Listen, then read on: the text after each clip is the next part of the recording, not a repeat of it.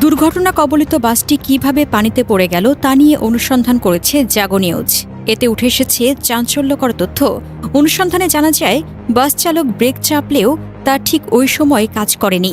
কারণ হিসেবে সংশ্লিষ্টরা বলছেন, কিছু বাসের স্টার্ট বন্ধ থাকলে পরে স্টার্ট দিয়েই ব্রেক চাপ দিলে তা মুহূর্তে কাজ করে না। সৌহার্দ্য বাসের ক্ষেত্রেও হয়েছে তাই। চালক অভিজ্ঞ হলেও এক্ষেত্রে তার অভিজ্ঞতা কাজে লাগেনি। মুহূর্তে তিনি বুঝতে পারেননি বিষয়টি। অনেকেই বলছেন, চালক নিজে বাস না চালিয়ে সহকারীকে দিয়ে চালাচ্ছিলেন। তবে সৌহার্দ্য বাসে থাকা একাধিক যাত্রীর সাথে কথা বলে জানা যায়, কুমারখালী থেকে যে চালক বাস চালাচ্ছিলেন তিনি ফেরিতে ওঠার চেষ্টা করেছিলেন। পরে শেষের কথাটি সত্য প্রমাণ হয় যখন তার মরদেহ অন্যদের সঙ্গে উদ্ধার করা হয়। বিশেষজ্ঞরা বলছেন, বর্তমানে বাজারে গাড়ির আধুনিক ব্রেক পাওয়া যায়, তবে এসব ব্রেকের সুবিধার পাশাপাশি কিছু অসুবিধাও রয়েছে। এর মধ্যে ব্রেকের হাওয়া অন্যতম।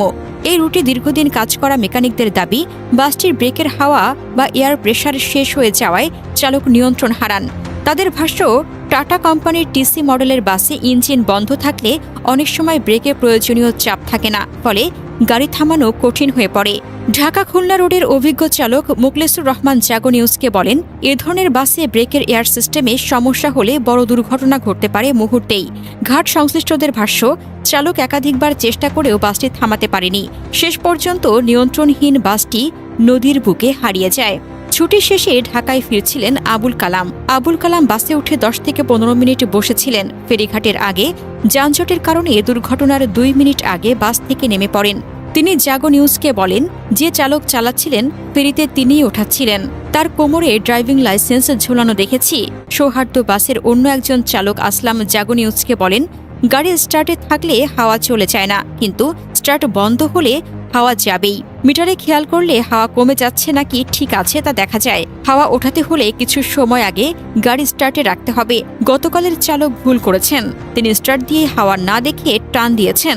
এ কারণে ব্রেক চাপলেও ব্রেকে কাজ করেনি। কুমারখালী ঢাকা সড়কের লালন পরিবহনের চালক আফজাল হোসেন জাগো নিউজকে বলেন, এই সড়কে দীর্ঘ 15 বছর গাড়ি চালাই, কিন্তু এমন দুর্ঘটনা আগে কখনো দেখিনি। হাওয়া না থাকায় ড্রাইভার ব্রেক করতে পারেননি। দৌলদিয়া বাজারের বাসের মেকানিক আবুল ইসলাম জাগো নিউজকে বলেন, ব্রেকের হাওয়া একটি সিস্টেম। এই সিস্টেম কাজ না করলে চালকের কিছু করার থাকে না। এজন্য এ ধরনের গাড়িগুলো প্রায় সবসময় স্টার্টে রাখতে হয়। এ বিষয়ে জানতে চাইলে বাংলাদেশ প্রকৌশল বিশ্ববিদ্যালয়ের অধ্যাপক ও যোগাযোগ বিশেষজ্ঞ শামসুল হক জাগো নিউজকে বলেন, ব্রেকের হাওয়া হচ্ছে এয়ার ব্রেক সিস্টেম। এখন উন্নত প্রযুক্তির ব্রেকিং পাওয়া যায়, যা সনাতনী না।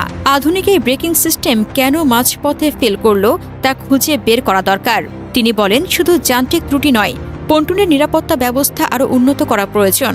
আনগার্ডেড বা কম উচ্চতার গাড়ির রেলিংয়ে এ ধরনের দুর্ঘটনার ঝুঁকি বাড়িয়ে দিচ্ছে। ভবিষ্যতে এমন রেয়ার ইভেন্ট ঠেকাতে হাইরাইজ গার্ড দেওয়ার এখনই সময়। পন্টুনের রেলিং যদি আরও 1-1.5 হাত উঁচু হতো, তবে বাসটি আটকে যেত।